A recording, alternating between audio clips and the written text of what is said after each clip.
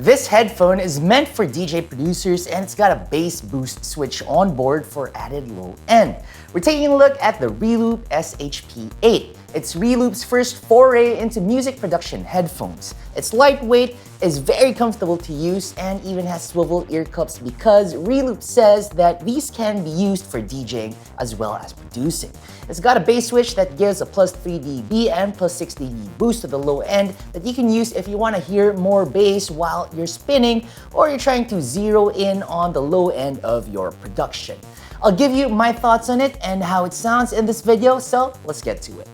The SHP-8 comes with a headphone bag over here, a detachable straight cable, as well as an 1/8 inch to 1/4 inch adapter. The ear pads are also replaceable should they get worn out.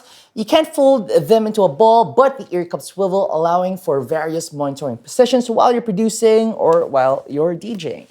They're easily the lightest and most comfortable pair of over-ear headphones I have in the studio.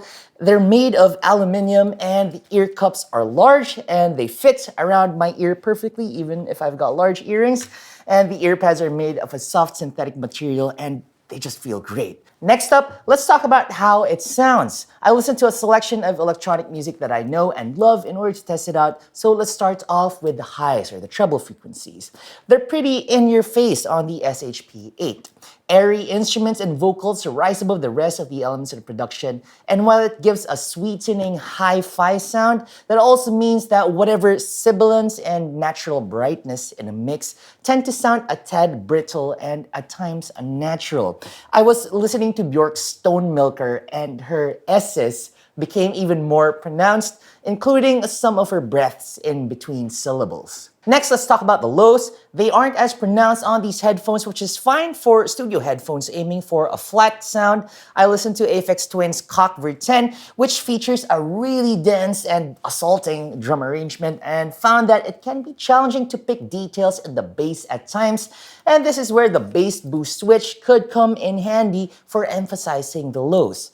That said, I still prefer listening without the boost engaged because I found that it didn't sound as natural when you've got that bass boost going.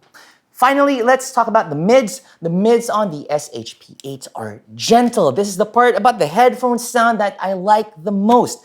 I put on Vortex 2017 to test, and you get a sense of space with the mids here, which really made me appreciate Vortex production style and the overall build of the tune.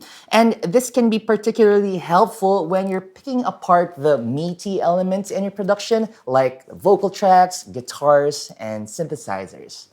The best headphones take you to a different place when you wear them. You can be in a crowd or a busy street, and when you slap those cans on, it's like you're taken to the coast of Cornwall, or you close your eyes and then suddenly you're floating in like a dimly lit studio somewhere in East London, or you listen closer and you hear like metaphors of Iceland coming from a voice that just flits around inches from your face. They sound natural and transparent, like you are in the sound as opposed to just hearing the sound. It's like you're experiencing it all around you.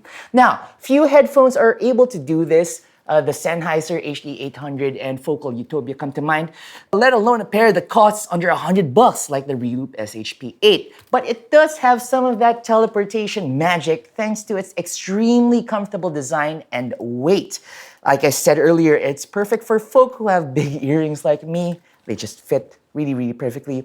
Plus, I really like the spacious representation of sound that it gives. I'm just not so fond of the overly bright sonic signature, and the bass also could use some more detail. Overall, the Reloop SHP-8 is a decent pair of headphones for DJ producers starting out and who would like to augment the output options of their bedroom production studio. Maybe you already have a pair of monitors like the KRK Rockets or Atom Audio T5V, and you'd like a second pair of output options for reference and picking out high-frequency details. If this is you, you'll definitely want to give the Reloop SHP a try. So that's it for this short talk through. I've got a full detailed review of these headphones over at the Digital DJ Tips site. The link is in the box below. Don't forget to like, share, and subscribe. Now get good, get out there, and make the moments.